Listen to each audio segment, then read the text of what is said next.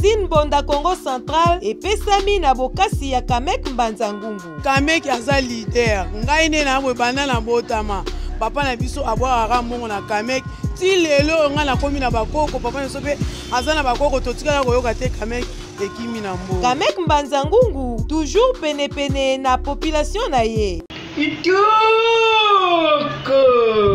Ba mama, ba papa bilenge basi mibali pe bana bisika nyonso to bozwami mpona kolanda magazine na biso Bonda Congo Central.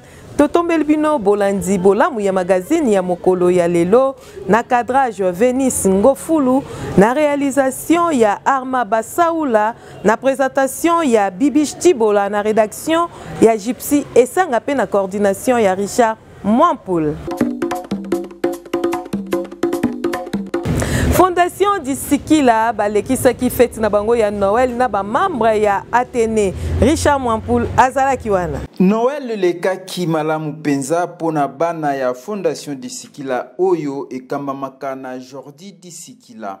Dimanche 25 décembre 2023, mokambi ya Fondation Disikila ndeko Jordi akitela ki ba membre na ye ya Fondation na Loma Athénée kokabula na bango ndambo azalaki nango pona ko fêter malamu Noël. Na yiko fêter na ba membre na nga ya Kolo, ya Kola pardon, na yiko fêter na bango ensemble parce que y a beaucoup de temps banda to banda ki janvier tilo to comme na décembre nzamba bateli biso singa ki vraiment tous en bango ensemble. Ni na yaki ya mukie o nazalaki na kaboli na bango et balobaka ya mukie yango kotana misu na kaboli na bango et à part ça à sensibiliser bango lisusu pona kozwa ba carte de lecteur parce que déjà les bandaki déjà le 24 donc le déjà le 25 on a sensibilisé bango batu nyonso bakende kozwa ba carte de lecteur. Jordi Disikila azanga kite kopesa matondi mingi na honorable Nelly Mwinga pona partenariat ya Fondation Disikila na Fondation Nelly Mwinga. Vraiment na bengaki mama ni mama imbattable. Partenariat ya ngai na ye katanité. Il peut kata na kati. Donc aza c'est pour la toute première fois une femme au Congo Central. Azo et deux jeunesse. Donc de ce côté-là vraiment il faut la katana. Esengwezalaki makasi penza epa ya ba mama na ba papa ya Fondation Disikila pona biloko bazwaki.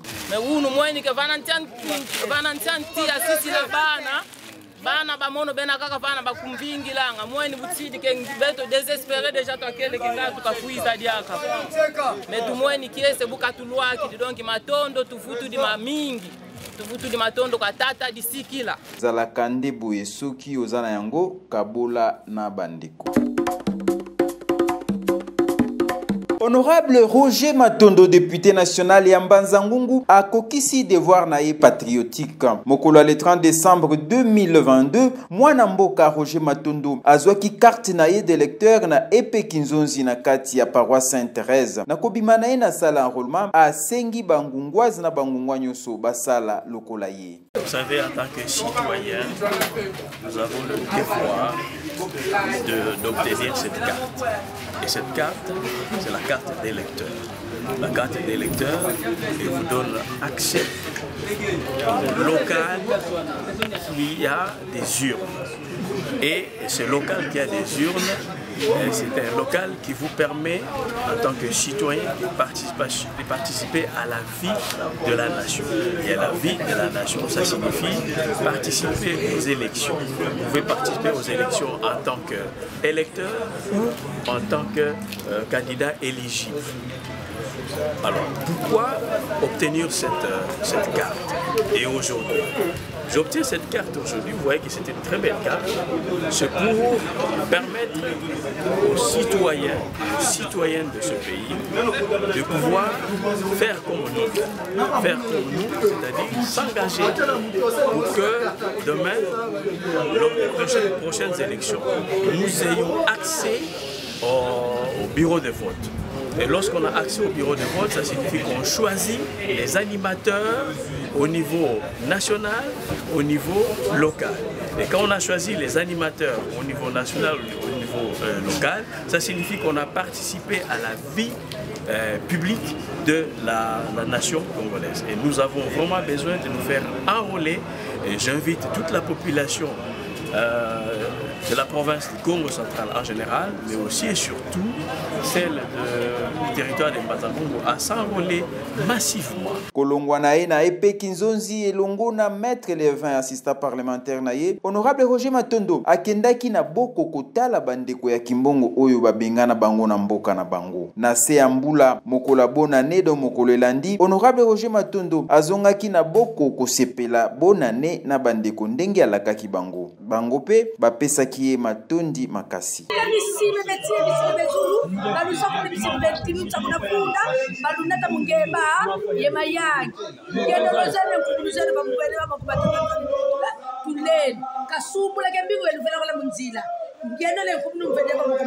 Honorable Roger Matondo ayebisi bango ke ye na bandeko na ye Pierre Ntumbu Mutukalavo na Jacques Lungwana bazaliko continue ko bunda po bakoka kozonga na mboka na bango.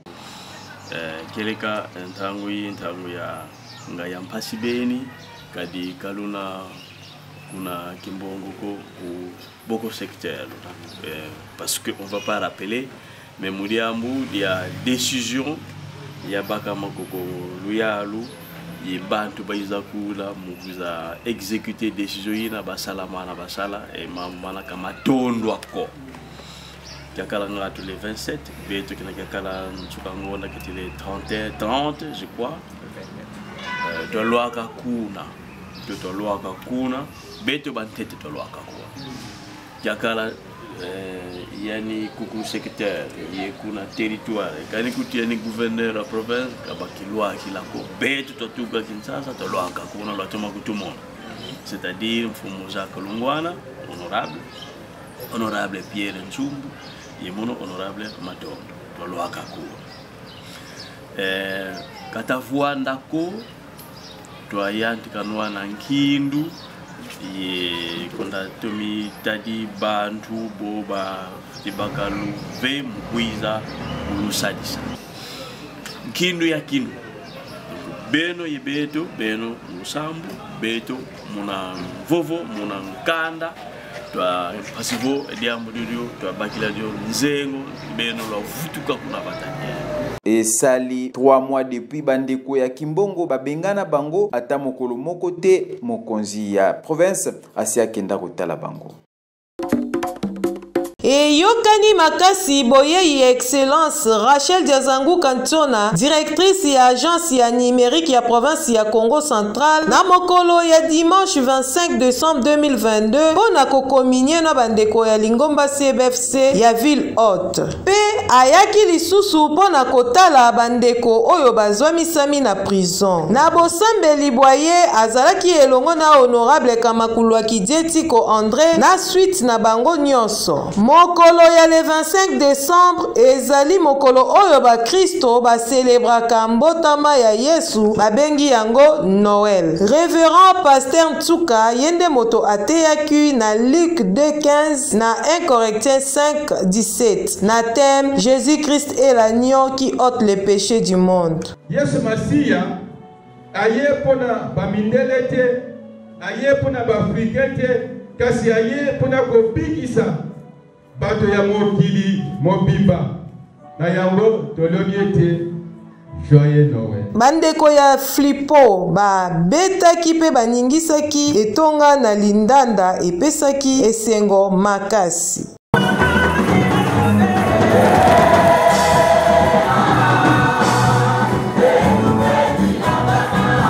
Awande lokola mama nyonso ayaka kotala bana na ye to pe ayaka koparticipe na kosambela azangaka maloba te nde bapesaki ye maloba na maloba na ye alekaki kosengete na bana na Nzambe bango nyonso baleka na kosanrole massivement po ete territoire ya Mbanza-Ngungu ezwamisama na basiège ebele.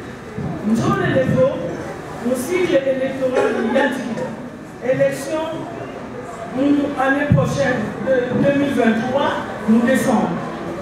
Pour le cycle électoral, il y a un enrôlement. Il va y avoir un membre d'élection, il faut vous avez quoi? Il faut. Alors, nous allons vous campagne. Nous avons 18 ans, au moins 18 ans ou bien plus. Mais salle d'enrôlement de la carte qui a voté. Il faut pas les cartes voter. Quand nous 18 ans, nous avons 17 ans. Mais en décembre l'année prochaine, pour quand il est 18 ans, il est concerné.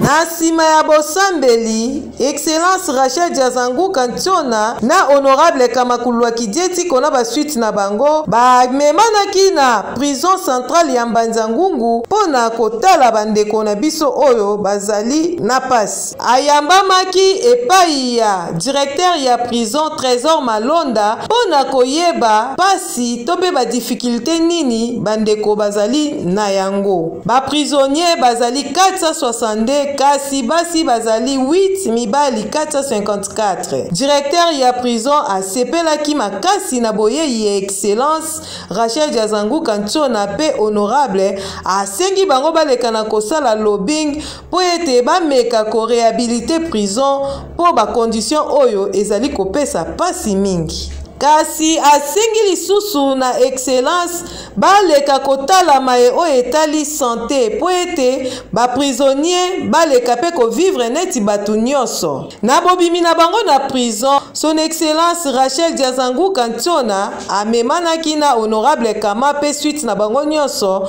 na libota na ye po ete baleka na kofete elongo. Excellence Rachel Diazangu Kantiona azalaki na ISP Mbanza-Ngungu.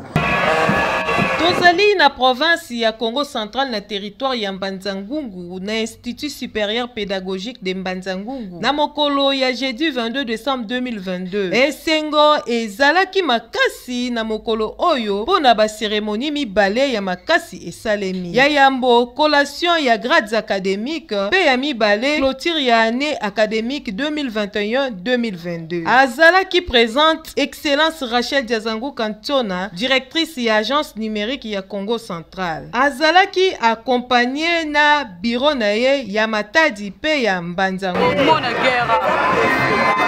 Na bozwi na ye maloba liboso ya ba lauréat pe ba invité, son Excellence Rachel Diazangu Kantiona azwaki ba lauréat mibale oyo ba distingaki na informatique pe lokola mokambi ya yambo ya République démocratique du Congo, son Excellence Félix Antoine Tshisekedi Tshilombo azali kolinga parité mingi na mboka na ye, alekaki na kobakisa lisusu lauréat moko oyo azwaki ba pourcentage ebele. Amemaki bango nyonso na équipe ya agence numérique ya province ya Congo Central Mobimba.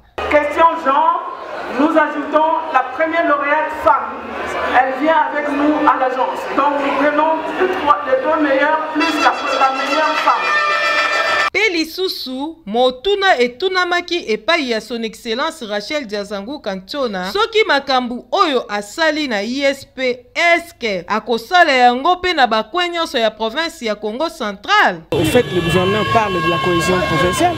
Ici, c'est Mbanza-Ngungu. Demain, ça sera peut-être Songololo. S'il y a une université là-bas et qu'il y a des jeunes qui se démarquent là-bas, ça sera la même chose. C'est la création de l'emploi pour les jeunes. Donc, en tout cas, ce n'est pas un premier pas. Ce n'est pas un premier pas, ce n'est pas le dernier. Nous allons continuer parce que les gouverneurs prônent la cohésion provinciale. Nasima son Excellence Ngudiabana Rachel Diazangu Kantiona na bolingo na ye ya bomama a encouragé pe a pousser ba jeune ba se baser na domaine ya numérique pour être ezali très utile na vie actuelle. Quel que soit leur domaine, qu'ils soient médecins, qu'ils soient agriculteurs, qu'ils soient agronomes, qu'ils soient surtout informaticiens, les avocats, même les juristes, il y en a pour eux. Les électriciens, il y en a pour eux dans le numérique. Comment dirais-je, toutes sortes de professions, hein, il y en a pour eux. Donc je lance un message à la jeunesse d'être excellents. Tout domaine qu'ils vont embrasser dans la vie, qu'ils ajoutent la touche numérique. lokola azalaki empêché mokambi ya province ya Congo central ya Yambo son excellence Gibandu Ndungidi azalaki représenté epai ya DIRCAP na ye José Tedika. Dans sa vision, déjà en tant qu'exécutif, il y a tout à fait une part qui doit être réservée à pouvoir appeler le plus d'opportunités possibles qui puissent régorger les emplois. Et donc, je crois que c'est des différents plaidoyers à faire, tant au niveau national qu'au niveau d'autres partenaires, de manière à ce que dès que notre environnement est assaini, certainement que ça pourra attirer beaucoup plus d'opportunités pour tout le monde. Et Sengeli Nabiso Toyebe, lauréat Bazalaki 145, 64 gradués, P81 licenciés.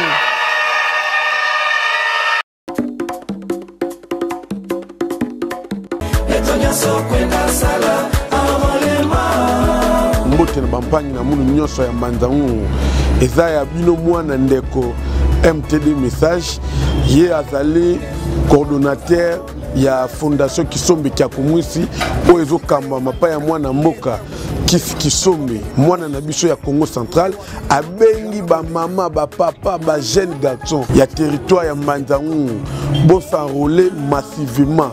Surtout biso na fondation Kisombe Kyakumwisi to pesaka valeur na ba personne vivant avec handicap muto azana makoki vraiment te ke azokoko tambola te bombe maye malembe ye aza privilégié akozala te awumelaka na mulongo tokopesa bango privilège parce que bazwa bakarte bakende muto mpe age eza déjà mpe élevé akokoka te soki tozwi bakarte tokotombola mpe basiège mingi lisusu na territoire na biso ya Mbanzangungu.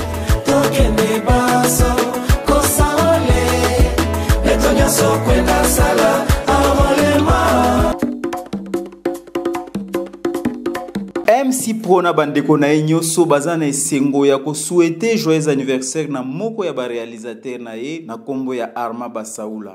Arma Basaoula, joyeux anniversaire. Joyeux anniversaire, joyeux anniversaire, joyeux anniversaire, joyeux anniversaire, joyeux anniversaire, joyeux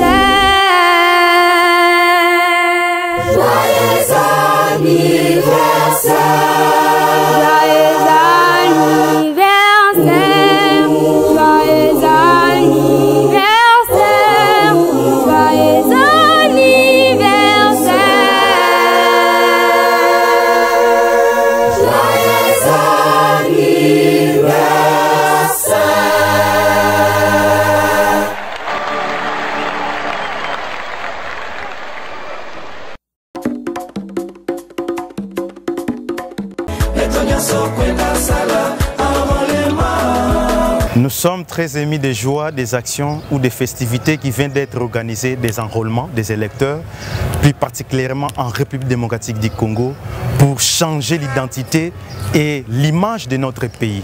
C'est dans cette optique que nous lançons un appel solennel à tous les Congolais de bien vouloir s'enrôler massivement de partout où ils s'y trouvent pour le changement radical des acquises de notre pays. C'est dans cette optique que nous jetons les fleurs au président de la République qui organise de manière locale les élections sans les apports extérieurs. Coup de chapeau à M. Président de la République, le garant de la nation. C'est dans cette optique nous, APC, par le biais de son autorité morale, Henriette Ouam Ataminia, une maman sociale, une maman qui n'abaisse jamais les bras aux intérêts des festivités congolaises, de partout où nous nous trouvons, où nous foulons nos pieds. C'est une maman qui travaille arrache-pied pour l'intérêt ou l'émancipation et les appuis extérieurs de notre parti, APC.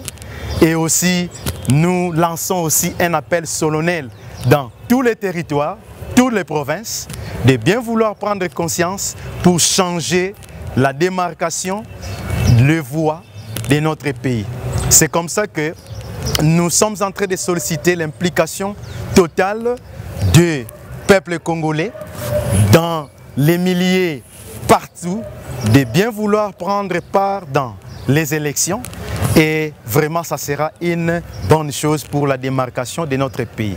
C'est dans cette optique, nous saluons aussi notre coach Meyervé, Fidel Pakoukei, qui n'abaisse jamais les bras au profit de notre grand parti APC pour donner une image réelle et aussi à tous les membres de l'APC de pouvoir accompagner les idéologies de notre grand coach Fidel Pakou. Et aussi, nous invitons tous les peuples congolais d'adhérer dans la vision des chefs de l'État pour que nous puissions lui donner une majorité parlementaire dans les élections qui auront lieu d'ici là, 2023. C'est comme ça que nous sollicitons l'implication massive de tous les Congolais.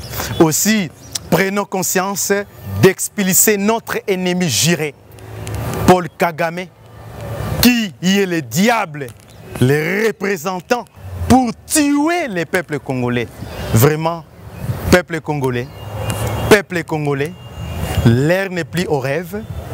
Réveillez-vous, accompagnez les chefs de l'État, Félix Antoine Tshisekedi, pour qu'ensemble nous puissions ressortir notre pays du fossé, immergé des années et des années. Et c'est dans cette optique que notre pays aura des vaugrés, des avantages aux désavantages jusqu'à l'arrivée de Jésus. Je lance un appel solennel à tout le peuple congolais et en particulier à tous les membres de l'APC Grand Parti. La raison pour laquelle je dis à tout le monde de s'enrôler massivement dans tous les territoires de la République démocratique du Congo. En particulier le Congo central, vous devez vous enrôler massivement afin de donner une victoire massive auprès des chefs de l'État, une majorité absolue au niveau de l'Assemblée nationale. Le peuple congolais, l'ère est grave. L'ère n'est plus à la distraction, mais plutôt à la défense nationale. Nous devons être unis afin que nous puissions éradiquer notre ennemi commun, le M23, par l'entremise du Rwanda, dont le président Paul Kagame l'envoyé de Lucifer. Raison pour laquelle tous les peuples congolais doivent s'enrôler massivement. Et j'en profite de lancer merveille à tous les peuples congolais, et en commençant par le numéro 1 de la République démocratique du Congo, son Excellence Félix Antoine Tshisekedi Tshilombo, qui se battent bec et ongle pour l'intérêt général des peuples congolais. Mais également aussi à notre autorité morale, Aretiwam Ataminia, l'autorité morale de l'APC et notre secrétaire général Fidel Mpaku Nkei. Tozali ko continuer magazine Bonda Congo Central la biso bolingaka mingi na ndeko Gypsy Esanga. Gypsy Esanga mbote. Mbote Bichibola. Honorable Ntsumbu Mutukala, vos députés national élu à circonscription Mbanzangungu, a pesaki message pour être bangwa nyonso bakende ko s'enrôler massivement pour être ba siège et mata na kati ya territoire mobimba ya Mbanzangungu.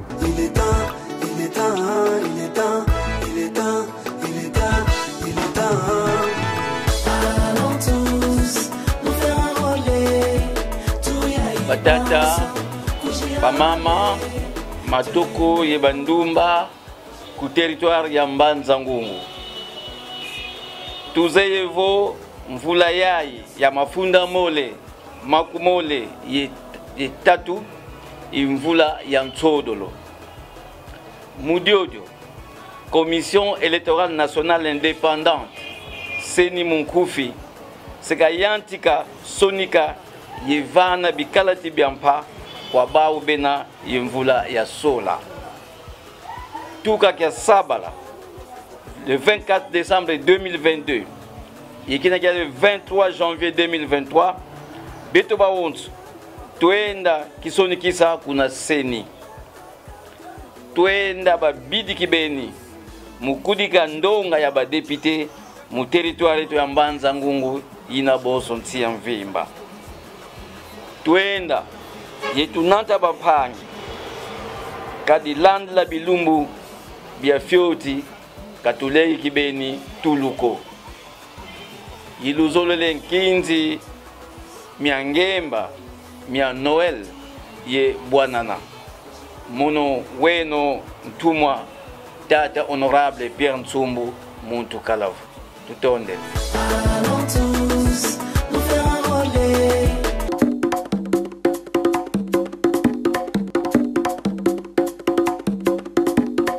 Ndenge alakaki ya kokisi député provincial élu à circonscription ya Mbanza Ngungu Sante Zinga apesi transfo na kan efat ebel nde na sima pe akendaki kofete elongo na bana ya orphelinat ya Loma elekaki kitoko makasi na Richard Mwapul. Ndenge alakaki bango ndenge pe asali honorable Sante Nzinga ki alongi bitumba ya courant na kan efat bel. Mokolo ya samedi 24 décembre 2022, délégation Mobimba ya SNEL ekomaki na kan lieutenant colonel Bilolo oyeba ina kombo efat bel kotike la bango transfo ya 200 kVA koleka oyo ezalaki liboso esika wana po bafete malamu pe bazanga couranti na absence ya député provincial Mbanza Ngungu. Rigel Mwamba a représentaki ye pe apesaki matondi mingi epai ya Eli ya Mbanza Ngungu. En tout cas, joie ya ngolo ina yeto. Aussi dit remercier chef de l'État, le comité de gestion ya SNEL. Et puis l'implication personnelle, il y a honorable Sante Nzinga, parce qu'il y a Kala Koukou pour quand il fait belle. Depuis transfert, il y a Via. On va alimenter même l'hôpital, il y a fait belle. Et puis, on va voir avant fête sur la bague transformateur. Il avait promis, et puis tout le monde est transformateur ici dit.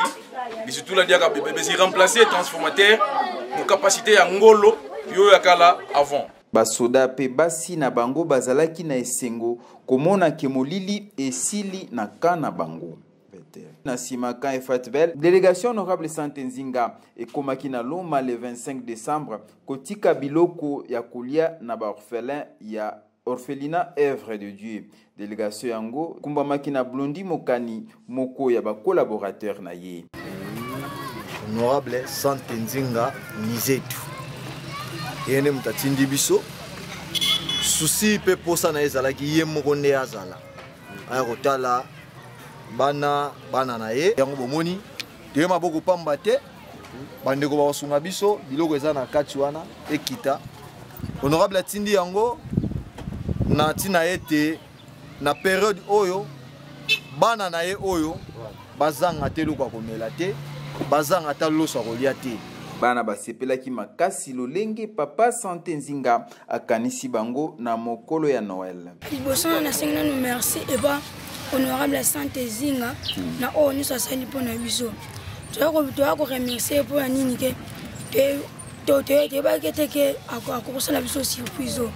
On senga merci bana a continuer ko la biso maka minene. Nyoso lekaki malamu honorable Sante Nzinga alakisi vraiment na bana Azali papa ya solo. Magazine Bonda Congo Central epesami na bokasi ya Kamek Mbanza Ngungu. Kamek aza leader. Ngai ne na bana na botama. Papa na biso abwaka mongo na Kamek. Ti lelo nga na komi na bakoko papa na sope aza na bakoko totika koyoka te Kamek ekimi na mbo. Kamek Mbanza Ngungu toujours pene na population na ye. Matando mingi na biso nyonso o bolekaki na kolanda na bandako na bino magazine Mbonda Congo Central oyo ezalaki présenté epai ya moko wa bino Bibi Chibola na réalisation ya Arma Basaoula na cadrage ya Venice Ngofulu na rédaction ya Gypsy Esanga pe na coordination ya Richard Mwapul. Boza pete bozala toujours wana.